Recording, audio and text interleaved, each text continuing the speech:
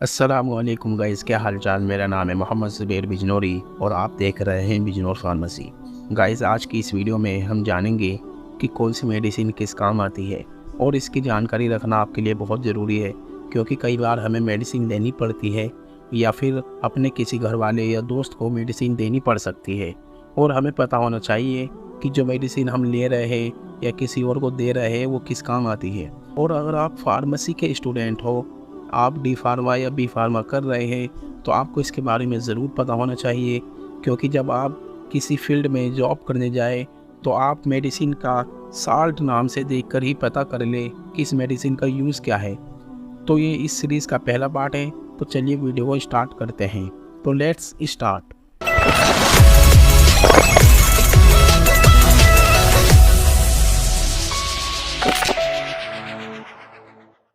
तो गाइस, सबसे पहले आपको सफिक्स के बारे में पता होना चाहिए कि सफिक्स क्या है, क्योंकि सफिक्स को देखकर ही हम मेडिसिन का पता लगाएंगे।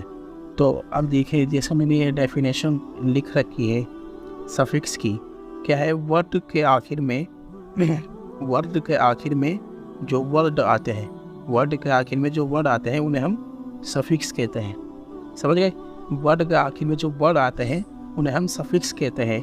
जैसे स्कूटर, मास्टर, डस्टर, तो इनके एंड में देखोगे आप क्या क्या आ रहा, टर टर टर, तो इसे बोलते हैं सफिक्स।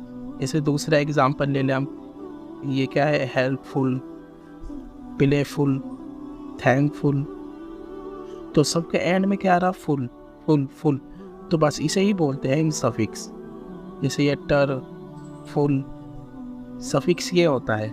आई होप गाइज आप समझ गए होंगे जो मैं कहना चाह रहा हूँ। तो वर्ड के आखिर में जो वर्ड आते हैं उन्हें हम सफिक्स कहते हैं।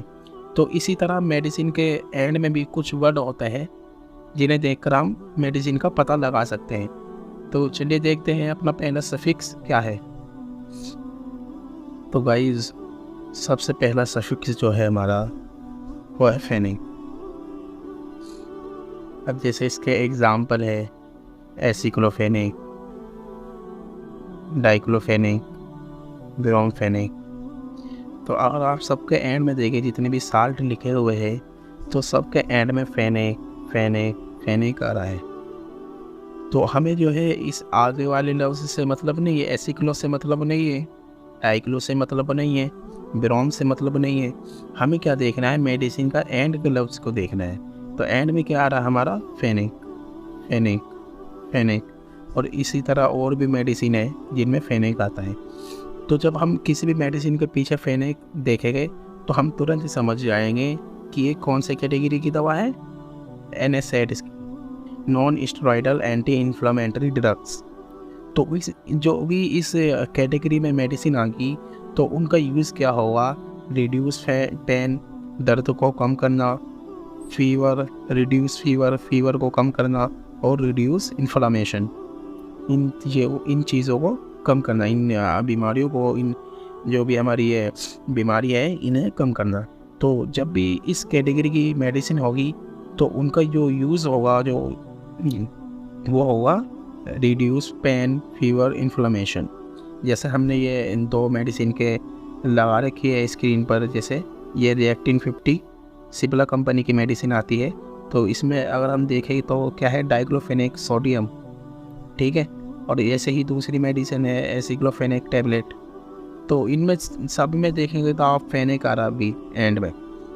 तो हम जब भी मेडिसिन लेने जाएंगे और हम देखेंगे फेनेक देंगे तो हम तुरंत समझ जाएंगे भाई ये किस कैटेगरी की मेडिसिन है, NSAIDs की कैटेगरी की मेडिसिन है। तो आई होप गाइस आप समझ गए होंगे। तो चलिए देखते हैं अपना नेक्स्ट सफिक्स क्या है। तो हमारा नेक्स्ट सफिक्स जो है वो है नेज़ोल। जैसे हमने इसके एग्जाम्पल लिख रखे हैं कुछ, व्यूलोकोनाजोल, इट्राकोनाजोल, केटोकोनाजोल। तो आप अगर इन सब के एंड में देखें जितने भी ये साल्ट लिखे हुए हैं, सबके एंड में नेज़ोल नेज़ोल नेज़ोल, तो सबके एंड में क्या लफ्ज़ आ रहा है, नेज़ोल।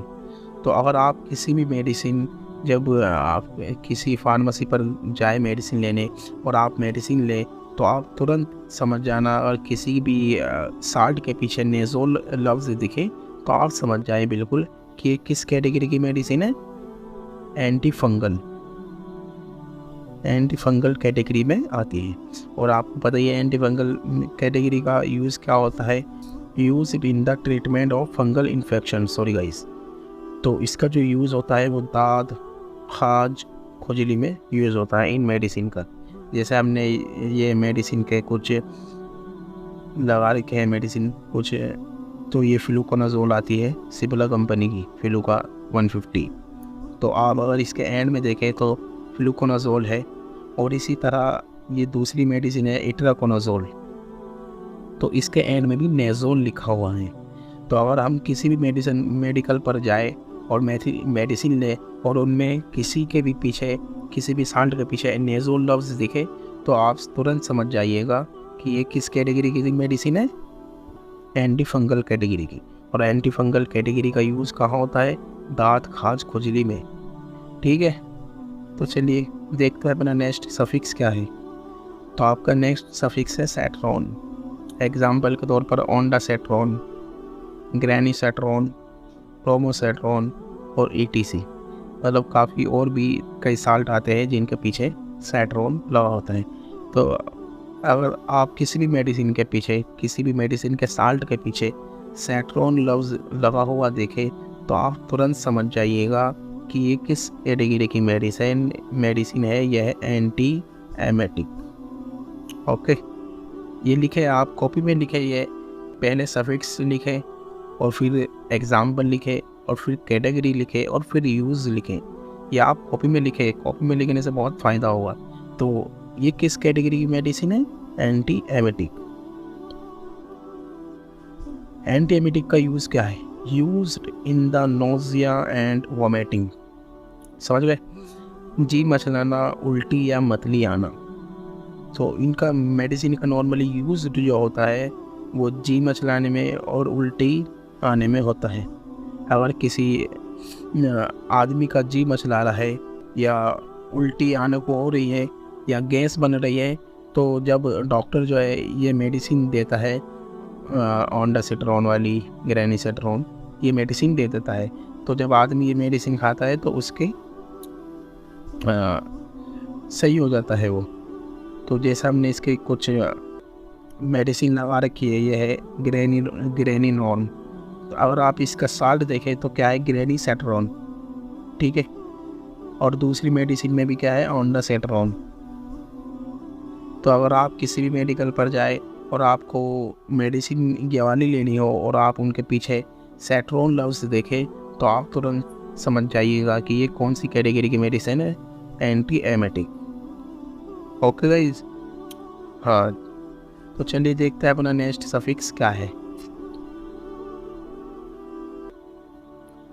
तो हमारा नेक्स्ट सफिक्स जो है वो है इरामीन। हाँ सही सुना, इरामीन। एग्जाम्पल फेनिरामीन और क्लोरफेनिरामीन। ये मेडिसिन, फेनिरामीन, क्लोरफेनिरामीन, ये किस कैटेगरी की मेडिसिन है, यह एंटी हिस्टामिनिक। तो इनका जो यूज़ होता है वो होता है एंटी एलर्जिक, एलर्जी में यूज़ होता है। Used in allergic reactions sometimes as sedative. मतलब काफ़ी टाइम बहुत ख़तरनाक की एलर्जी हो जाती है तो उनमें जो है इन मेडिसिन का यूज़ होता है। तो एक नाम तो यह है एविल 25, या आपने मेडिसिन शायद खाई भी होगी ये या देखी होगी मेडिसिन। जब किसी के एलर्जी होती है तो ये मेडिसिन खाई जाती है और ये मेडिसिन प्रीफर करी जाती है। और दूसरी है CPM, क्लोरफेनिरामीन। इसका भी यूज़ एलर्जी में होता है। जब हमें एलर्जी हो जाती है तो उसमें नज़ला, खांसी, ये भी एलर्जी में इनमें यूज़ हो जाता है इसका।